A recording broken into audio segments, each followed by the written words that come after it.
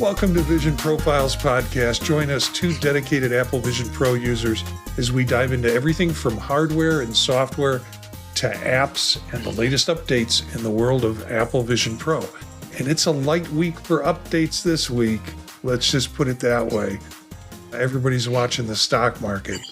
I'm Marty Jencius, a faculty member at a Midwest University, podcaster, and an Apple product fan. And I'm Eric Bolden. I, for a little bit yet, work in IT, but my interest is in finding ways to share content, currently photography of plants, birds, panoramic sequences, and demonstrations. Yeah, and you've been playing. We attempted to play a little bit last night, but first I want to ask you about the iNaturalist shirt. Before the show, I said, don't you own any other clothes? Because you're always wearing the iNaturalist. You said there was a story, so have at it. Well, last year it was cow shirts, but that's a whole different story. We'll do that later. So it turns out there's one version of the Apple of the iNaturalist shirt that is super comfortable, isn't too warm, and I like a whole lot. So I thought, well, I'll just order some more. And so I ordered another set, and it wasn't right. And then I thought, oh, it must be the premium blend something or other. Fine, I'll order that. So then I ordered that. Nope, it's not that. I have no idea how to get the same kind of shirt because I have 4 that are nice and 30 some that aren't quite right. So yeah, I get that. I mean, I have a series of shirts that I really like to wear, and I wear short sleeve shirts even in very cold weather because I just run hot. And there's one brand that I found that I buy from Amazon, and it's kind of, the other thing is it's not, tapered. It's kind of, I don't know, square at the bottom. And I like wearing those. I don't want to do tapered because then I have to tuck them in and then the belly rolls out and all of that sort of stuff.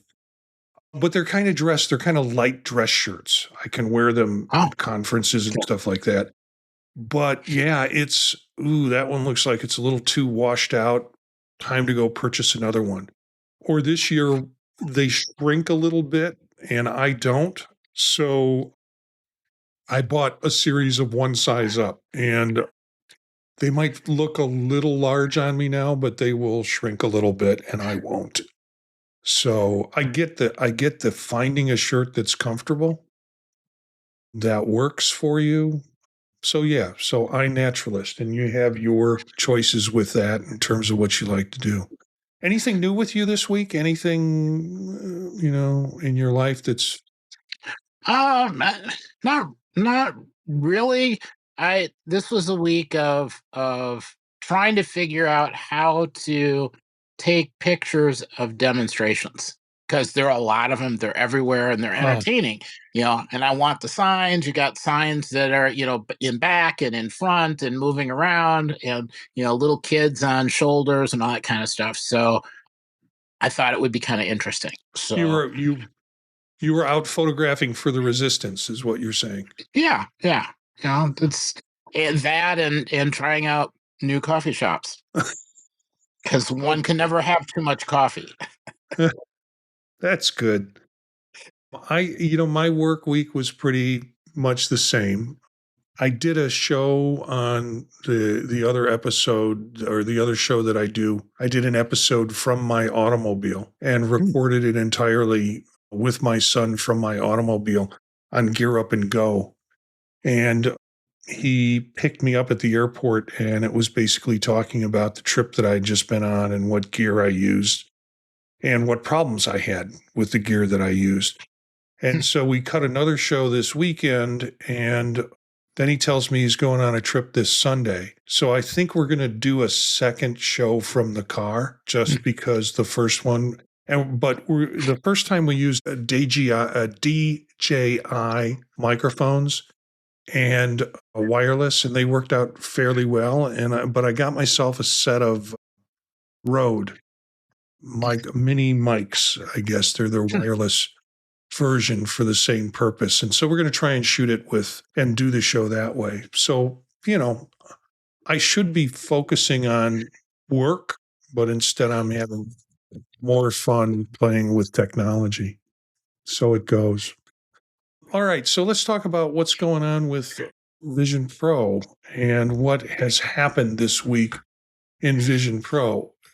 When was it last week that the beta came out? Was it last Monday? Yes, Okay, but so we had just gotten it before show, and still there is very little news about what it is. I think what changes are occurring. The article from Mac Observer, and I think they're right on target with this, is they're saying, hey, we're at 2.5 right now, and what you're going to see are some fine adjustments, and the adjustments are being made so they'll all be ready for WWDC, so the developers can get in and maybe do more or have less problems with developing on the platform.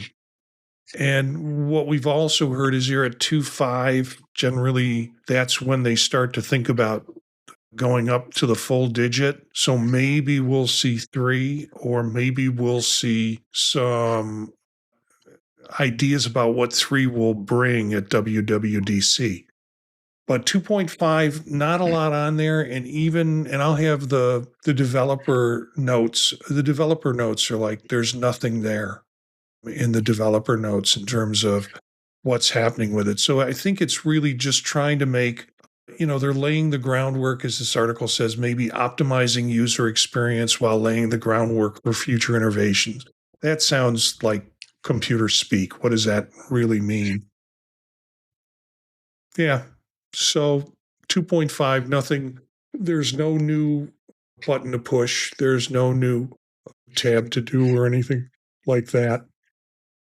yeah, and the rest of us over here aren't going for betas because 2.4 is pretty good. I'll wait until 2.5 is fully baked and then I'll upgrade. Yeah, we tried to do something last night, and you, I think, inappropriately blamed it on my beta. I think you need to apologize to my beta. It was a situation where we were trying to do some sharing. So, well, you explain it. And then I'll tell you what the problem was. Or we know what the problem is, but I'll tell listeners what the problem was. What were you trying to get me to do? Well, ultimately, what I wanted to be able to do is to take a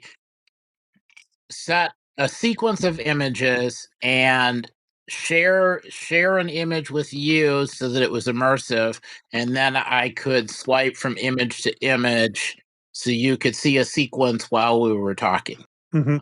Much about that didn't seem to work or go smoothly, and I hope Yeah, that gets better. well, I think that we identified the problem because we both met in space, and for some reason I could not get my camera to run. It was X'd out, and I tried different ways to access my camera option, and it wouldn't work. And then we went out and we just went through messaging through the system, Hmm. and all we could do was like straight iMessage back and forth to each other.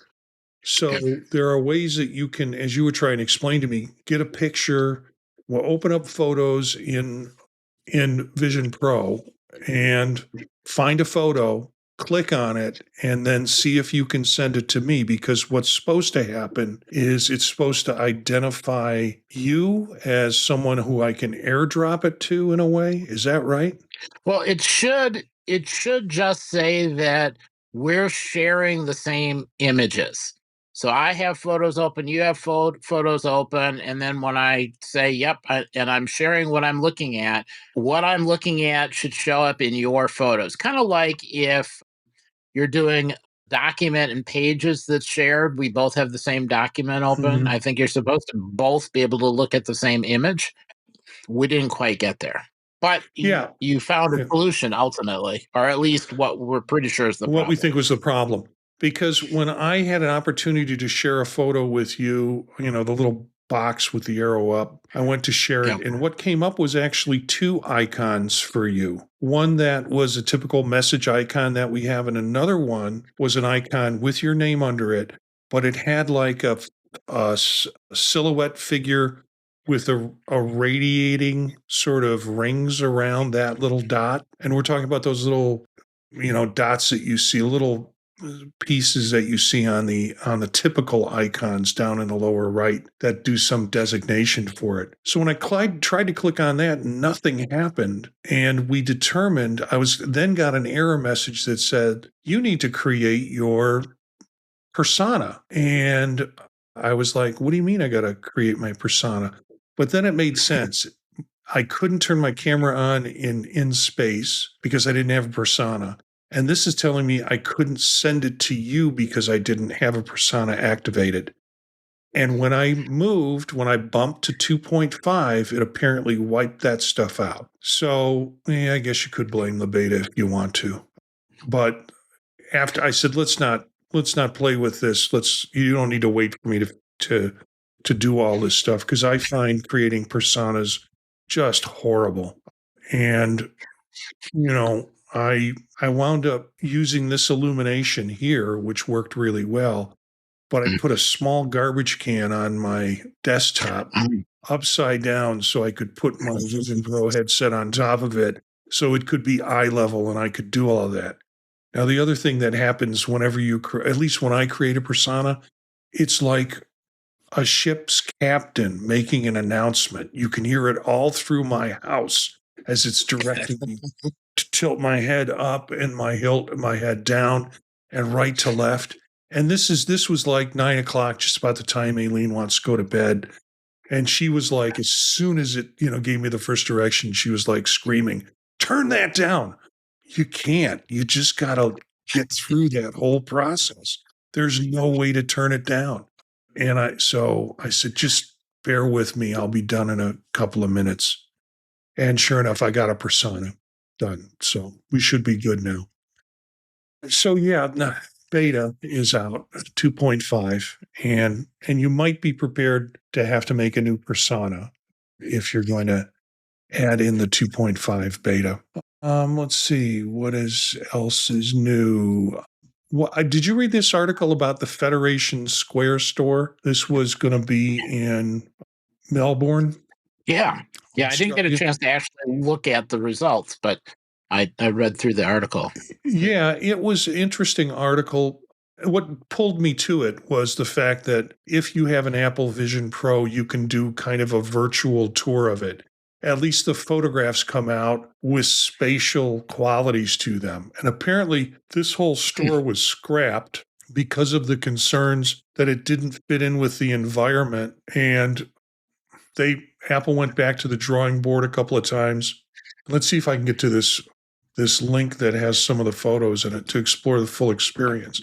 Here we go. And it looked as if Apple had made an attempt to get in with the environment. And this is an overhead shot of the other buildings in it. And it's kind of like op art, kind of crazy designs on buildings. And Apple did some redesigns on it to add in some of that within its own style. And it still got rejected. So that store is not going to be part of the. And here's some of the design that it was put together to look at, but it wasn't acceptable for apparently the rest of the folks with that. So, but you can go on and do the spatial thing. You can go to the site. Some guy in Germany, I would assume, because he has a DE URL and has kept this so folks can play around with it if you go there with your Vision Pro headset on. Interesting. Have you been to many Apple stores? Have you been to ones? Maybe 15. Really? Wow. 16, 18. Okay, just name a few. Mayfair in Milwaukee, the Apple store at Hilldale, which was moved from the Apple store at Westtown in Madison, the Apple store in something about a hallway with Roman columns in Vegas. I don't know exactly, but I was missing my phone at the time because I set it on top of my car and drove off and it fell off my car. And yeah, I needed a new phone and was like halfway through my trip across the country. So let's see. A bunch of stores like the original Apple store at Infinite Loop, and then the Apple store at the Spaceship campus, and there two different ones that are really close to each other in LA. And yeah, I'd have to spend more time going to the Yeah. other ones, but yeah. You know, the infinite loop one, I when we went to California, Aileen and I went on a trip out there and we're gonna drive up and down the coast. It was like she said, "You wanna go to Cupertino?" And I'm like, "Yeah, I gotta go to Mecca." And, you know, so we went to the one at Cupertino and it had quite a bit of swag in it. That's one of the things I liked it. You could buy Yeah. some original Apple swag in that. And then, of course, we went up to the spaceship when it was on another trip to California. We went up to the store there. Yeah. Have you been to Michigan Avenue? Have you been to one in Chicago on Michigan Avenue? Uh, yes. Yeah. Yeah, pretty. That's the It's a one with pretty the tremendous. nice Yeah, shops. yeah, Yeah. by the Chicago River. Yeah. So yeah, I'm surprised Melbourne couldn't embrace this concept, and who knows what Apple's going to do with it if they're going to try some other location for doing it. But still interesting. So surprise, surprise, this came out of Apple Insider, and the future Apple Vision Pro headsets could get an action button. Anything about that surprises you, Eric? There are many things that could happen or maybe don't happen. Yeah. Yeah. So there, you know, from what I could determine from the article, there had been some talk about it being like a touch strip on the side of the headband. But the article makes references to a couple of places where and this is a patent, or these comes from Apple patents that have been filed. And you know, one option is that it's another button, like an action button that you'd have on an Apple Watch or on an Apple phone. Another discussion is that it could be something that's along the frame where it's sort of a slider that you can slide and access that way. You know, we've seen that on Google Glass. We've seen that on other current glasses have those same kind of things like Meta and the Echo glasses have the same kind of touch and sometimes slide with them. We even see the touch and slide with AirPods. But this is interesting to think that it could be a touch and slide. But they talk about it as like along the aluminum frame is one of the possibilities for it. That would have to be, in most cases, it would have to be a Vision Pro 2, unless it's on the head strap and they're going to sell us new head straps that have other controls with it. So, yeah, Gern, I would just thanks. take a nice fast port. Gern, I was in the Apple store and I was in Kuala Lumpur and also Singapore before the Apple stores were popular or were even considered being built there. But when they talk about the one in Singapore, it is a very cool harbor location for it to be at. I remember going around that harbor in Singapore. And I got shuffled around Kuala Lumpur. There was a large shopping district that somebody took my hosts took me into, and they knew I was an Apple product person. But the only computer store they could take me to was a Microsoft store. And so they took me into this thing, and they're like, well, we can't take you to an Apple store, but we can take you to a Microsoft store. So thanks for mentioning that. Anyway, yeah, it's interesting. I think they're going to try and come up with more functionality, not just gestures, but other things that you can do. And or at least they're locking in the patents. So if anybody else tries that, they can get into a patent war with them. A couple of articles that were similar when I looked at the context. And this one we might have mentioned, or I might have seen last week. What Vision OS 3 needs to fix before Apple Vision Pro becomes mainstream. I can't say I don't disagree with a lot of this. I've never had app performance and unstable performance and crashes. Have you had any of that, Eric? Every once in a while, I'll get an app that's got a problem. Usually, it's just the app needed updating. Yeah. Sometimes it's because I was doing a lot of stuff at the same time. But yeah, it's actually things have been pretty stable for quite a while now, at least for the apps I'm using. Yeah. Second complaint, poor battery life and heat management. Yeah. But again, just move to a colder place. If it's really cold outside, a little extra heat's no problem. Yeah. Well, also, you can't keep this thing on your head for more than 2 hours without a break, anyways. Really? So I know, well, I think most folks can't. Lack of native Mac OS app compatibility, I would agree with that as a problem. But is it going to be something that needs to be fixed for it to be functional? I mean, we have incompatibilities between Mac OS apps and iPad apps all the time. So disorienting UI and inconsistent eye tracking. Eye tracking's gotten better. I really do believe it's gotten better in terms of that. And then limited developer tools and app availability. I can agree with that too. So Well, and some of that really is not that different from why can't the iPad do more? Is the yeah, iPad OS restricting it? I mean, the fact that you can use the Vision Pro as a virtual screen for a Mac pretty much solves most of the issues I have with that. There are times when, yeah, I really wish that, and some of the, like in photos, that I had a few more controls, could do everything I could do on another, on a Mac in yeah. photos. I miss that. Second article along the same line is, will Apple push more macOS-VisionOS integration with the M5 MacBook Pro? So we don't even have the M5 MacBook Pro yet. And I guess they're already telling us that, well, maybe it'll get even better with the M5. And some of the same native macOS app support in VisionOS. One of the concerns there. Streamlined macOS app offloading to Vision Pro, probably a good idea. Shared Apple Intelligence features across platforms, and that's coming in a while, I'm sure.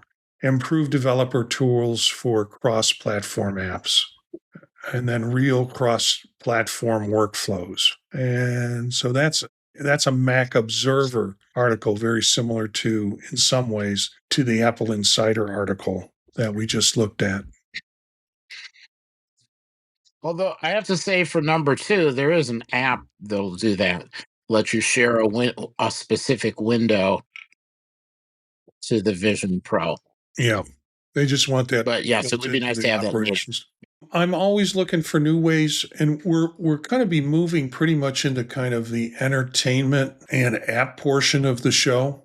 After this article, this was something that came out of Engadget, and it's another set of wearables, and it's sort of like what I want out of a wearable, a walk around wearable for me. And these look interesting, a little bit too pricey, I think, for what it does. But it does some cool stuff that other glasses don't do. Even Reality's GI, but effective smart glasses. And, very simple frame looking glasses. It looks like a pair of glasses. It doesn't look like, a pair of glasses on steroids like most of the wearables do. They talk about keeping it simple is important. And so it does. It's lightweight and seamless, beautiful and elegant. Navigation's useful. Translation has so much potential. Teleprompter, perfect for presentations. And it's a useful second screen for your phone. Some problems with controls, and it's fair more reliant on your phone than it should be in terms of that, and at the price of $600. So it talks about the hardware. It's 44 grams. It's magnesium and titanium alloy, weighing 44 grams, which is a little heavier than people's regular glasses. It has a 25-degree field of view, displaying 640 by 200, 20 hertz dot matrix green monochrome screen. So obviously it's going to be used for things like notifications and such. There's no camera, speakers, headphones, bone conduction audio, or any touch surface along the arms themselves, because the makers expect you to have your own camera and audio gear. I think for $600 we could expect a little bit more fun stuff out of the glasses, other than just pairing with what's on your phone in terms of screen wise.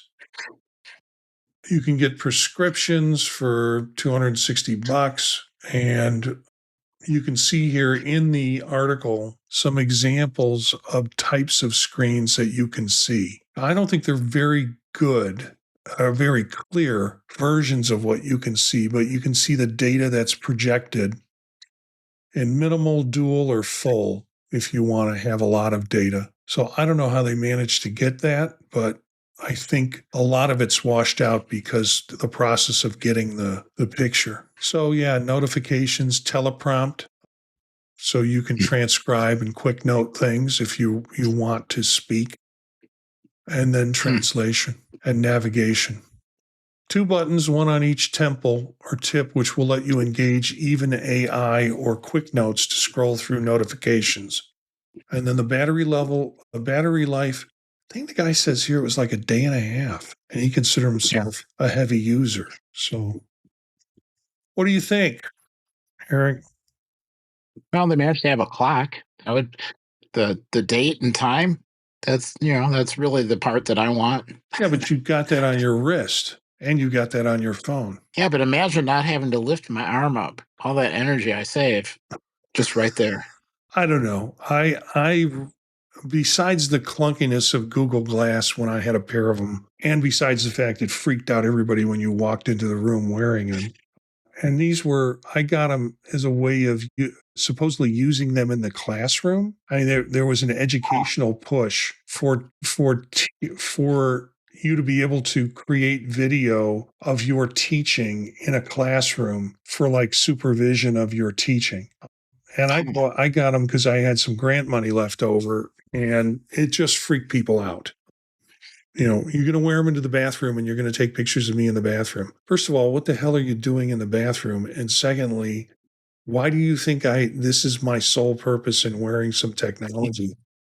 So I can get pictures of you, fully undressed in the bathroom? No, it doesn't happen that way. So, but yeah, two things doomed that product. One, it was a Google product, so it's not going to be around. And two, it was the publicity around having the availability to shoot video. Now we have the Meta glasses, and nobody seems to complain about those. Although, we have a little dot. And you had that, I think, with the Google Glass. You had a little indicator that you're shooting video now on it. So, all right, let's get into some of the fun stuff, or the kind of media stuff. And you put this up as a option for discussion, and I had watched it and forgot to think to talk about it. Did you watch this Yankee Stadium? Yes, although it was last week, so it was good.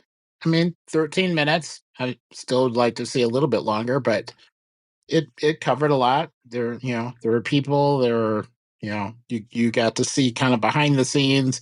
You got to see some history where they recreated in depth a previous stadium and the current one. Right. And you get to see kind of some indications of what sports might be like, kind of like the F1 racing, where it's a miniature version of the track with something happening. This one, you could have the real field and then a miniature one that could show ball trajectories and other information. That concept's kind of neat. Yeah, and you get that with Friday Night MLB, from my understanding. That's been added in for the games that Apple is running. You do get that kind of mini stadium. You get the flight trajectories and stuff. It is, the only problem I have with it is that it's the Yankees. I hate the Yankees, and I hate Yankee fans even more. The Dodgers are my second hate, because they have just spent a lot of money and bought a team, and it just, everybody else are just also rans. And if you're watching the YouTube video, you can see my neon Cubs sign behind me up on the wall, so you know sort of where I sit. And Eric's Southern Wisconsin, and I think he's a Cubs fan too. So yeah, the only thing is it's the Yankees. There were a couple of times during this video that I got a little bit of motion stuff going on. And it might have been because there are people, you're in a crowd and there are people coming at you, or I forget where it was, but it was like, whoa. And I had to kind of reset my balance in that. I was sitting, but I Hmm. kind of to make sure it wasn't going to be anything more. Or it could have just been natural nausea from having to watch the Yankees. But who knows? Well, I'm hoping Uh, that they go to other stadiums in the yeah, future and kind yeah. of I mean, see. it is season one, episode one. So it makes you think there's going to be more episodes, and hopefully it'll be episodes at other locations. Like, for example, maybe the stadium that was voted by Sports Illustrated to be the number one stadium that people really like and want to go to. You know what stadium that was? No idea. The Cubbies, Wrigley Field. Yeah, Sports Illustrated did a survey and people like Wrigley Field. So it'd be cool to see that. If this is truly a season one, episode one, or we're going to hang on the vine through the whole thing, and it might be because Apple's setting up in different stadiums for different games that they can evolve this into a whole series of different teams with Well, that. I figure they have to go out and film in a few spots first, so that they Yeah, can kind of practice and perfect things before they get to their favorite stadiums. yeah. Okay, let's go on to this thing that just came out today, I think. Yeah, it's dated then. At least the notice about it was dated then. That you were real excited about. And when I kind of put the notes together this morning and then you added them in this afternoon, it was like, I got to check this out. This is you say sort of what I've been asking for, an Apple Vision Pro immersive video library to kind of manage Yeah. stuff. Why don't you talk a little bit about that? And I might pull the app up, although I just loaded the app, 3 minutes before we started recording this episode. So why don't you go ahead and talk about first what it is, and then I'll try and page through the article and if there's anything in So, there that we can add. and there's a separate set of documentation in guide form, kind of describing the setup and use as well. So the Apple Immersive Video Utility, there's it's the same app, but you download it on your Apple Vision Pro and on companion Mac. And you can basically add a bunch of videos on the Mac and click. There's an icon for your Vision Pro. You can click on that, and it will send the video from the library on the Mac to the Apple Vision Pro. There is some reference in the documentation that you can use the developer cable to have a faster connection. I didn't My network is pretty fast and not congested, so I didn't have a problem with it. Um, Plus, you didn't have the what $300 developer cable. and I didn't have the cable. So Yeah, I in a can I future can. version, hopefully they add that port. But it was kind of nice because from the Mac side, you could basically say, "Oh, I want to show this one," and if you have more than one video in there, you can start with one and have it cycle through in sequence, one and then the next and then the next. So definitely, if you're trying to do a bunch of work in creating some immersive video, it's a nice way to kind of try different things and then set them to or send them to your device. So if you have the software on an Apple Vision Pro, then on that lower left hand corner where it's kind of grayed out right now, Yeah. your device would show up there, and you could click it, and then you would have a library in the middle section, and you could select which thing you want to play. I can see this also being potentially really nice for people that have devices with no space, because then you could just click and send stuff over. I haven't had a chance to try it yet with somebody, where I have a guest user. I don't know if that works with a guest user or not yet. Mhm. Hopefully, there are some comments in the documentation about you could have multiple devices and send to a set all at the same time. So potentially, you could have a class where everybody sees the same video at the same time. I haven't had a chance to play with that yet, but So there's a lot of neat potential. if I have some immersive videos in my photos, I can take I've got a couple that are in Vimeo. I could get those videos and import the media to this, and then be able Well, to share it. Yeah. You, Explain. you, you can do it, but it looks like this is really designed for immersive videos like the immersive videos that Apple's been putting out. So there's Mhm. more to it than what you get when you take videos on the phone or even with the Apple Vision Pro itself. There's like more added to make it an Apple immersive video. There's more detail there. Now, you can say, yep, I'm going to do it. And I just put it in there. And basically, it kind of zooms in a little bit. So you can see it, but you end up with like a point at the top and a point at the bottom that's kind of squished up as it tries to fill that whole area. Yeah. So I will do some more playing because this looks like a lot of fun.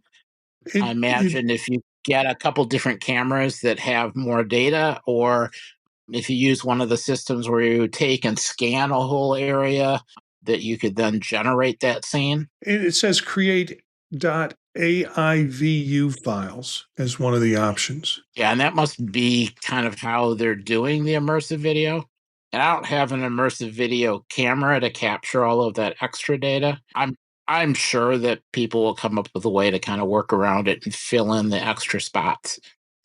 But it's enough you can play. And yes, you can take an existing one and just pretend. And there's like three choices. If you pick the middle choice, it just treats it as if you have that right file and imports it, and you can kind of use it so you get an idea of how it works. Yeah, But it's not a true immersive. I'm reading the article, and one of the things it says, this was released at NAB, National Association of Broadcasters show, and we know that Chuck is out there now. So this might be the thing that pushes Chuck over the edge to get a Vision Pro once he sees the ability to be able to do this.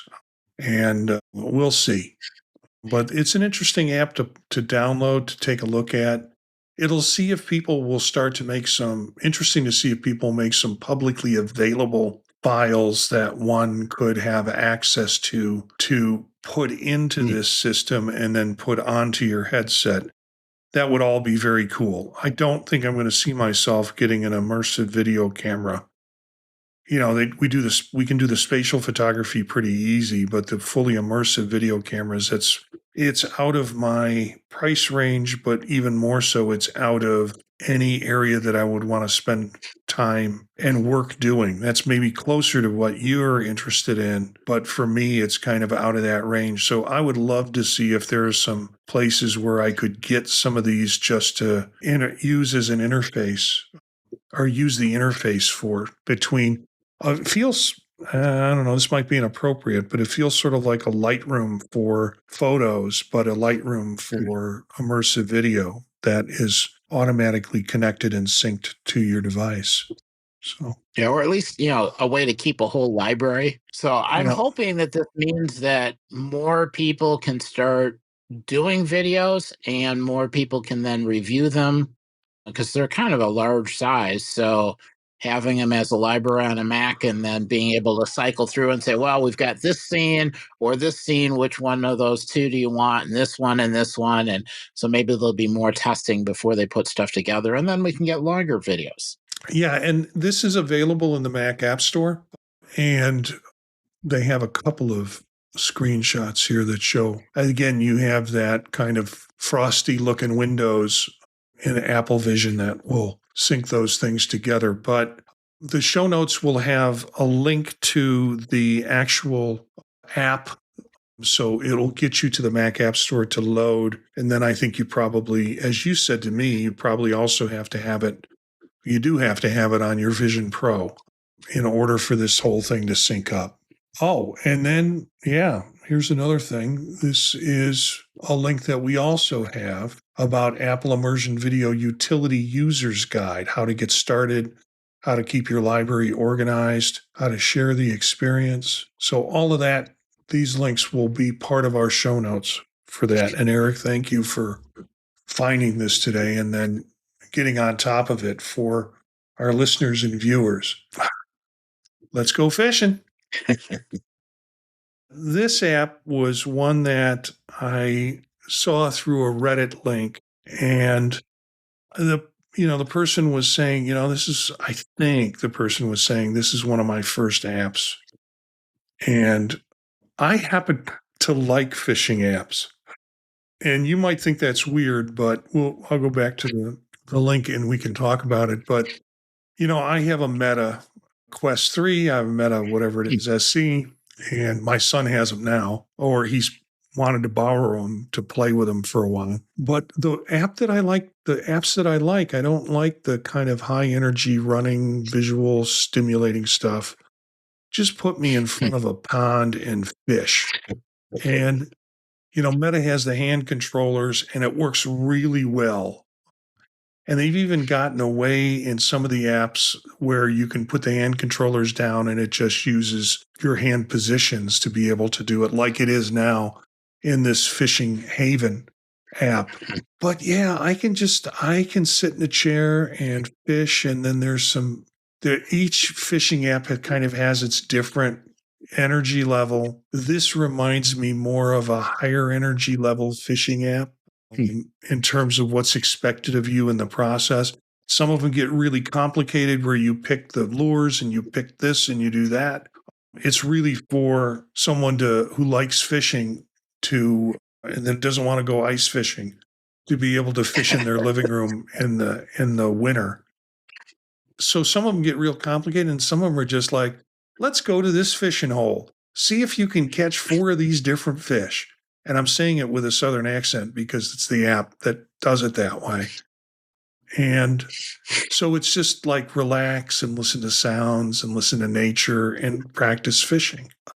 So did you catch anything? No, my line kept breaking. Wow. Yeah, I was able to hook. I just could not keep it running. So let me go to the App Store preview, and I think we have some like this looks like it's active. There you go. Really, I'm pretty impressed with the surroundings, and I think it's all kind of flat frame. I'm just really pretty impressed with how this works, and that's all because the line probably broke. And I like kind of putting the hook out there and kind of pulling it in a little bit.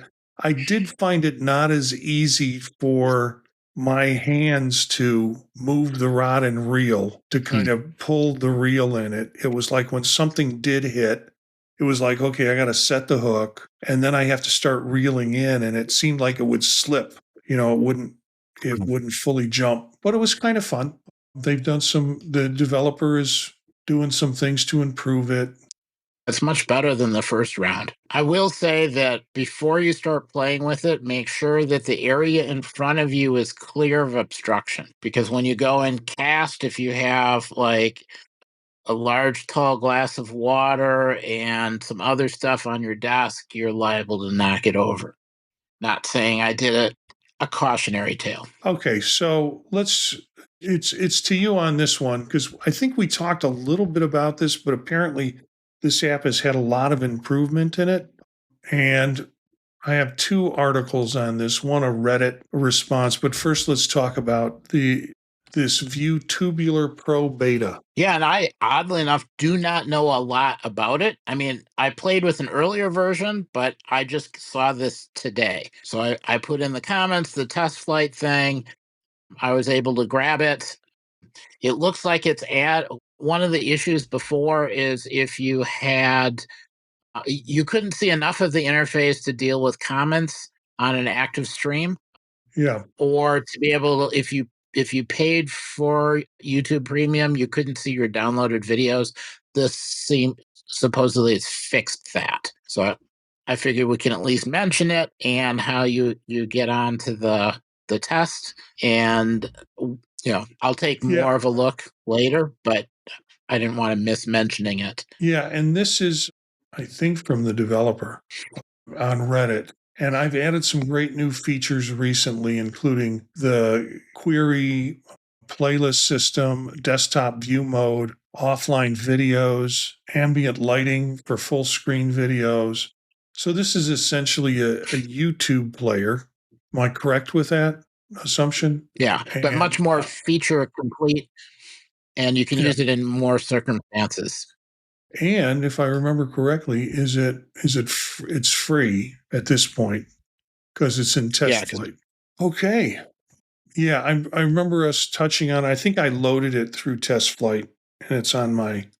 And I probably should go back in and see if this piece has been updated because when I first saw it, it's like, okay, it's a YouTube player, and I've got to put the URL in and all that stuff that you would do to get to YouTube, or I need to sign up my account so I could get to it. So this last one is, I've never been a big fan of home automation, but I know folks really like it. And so talk about this because you add this in. So yeah, so I added it in. I still need to do some testing in it, but the reason I put it here is this is one of the only ones I've seen where you can slap virtual controls on various walls, reboot your device, come back, and the controls are still there. And that was interesting. No, I have not fully tested it. I Oh, have but no idea if it really works that well, but I figure everyone should get a chance to try it at the same time I'm trying it. So there it and is. it has an iPad and an iPhone. I have heard of HomeRise before, and I think when my attempts at doing home automation, it might have been Jeff Gamet or someone said, "Oh, you need to use the HomeRise app," and that's the iPad and iPhone version. But apparently, this Apple Vision version allows you to do some things that are pretty cool with it. Risk control for your smart house, connecting widgets in the room and just all sorts of different things that are possible, but within the Apple Vision environment now. So for those of you who are into home automation, take a look at it and put it on your Vision Pro. You might have been familiar with this app prior when it was on the iPad and the iPhone. So anything else? No, that's all I've got.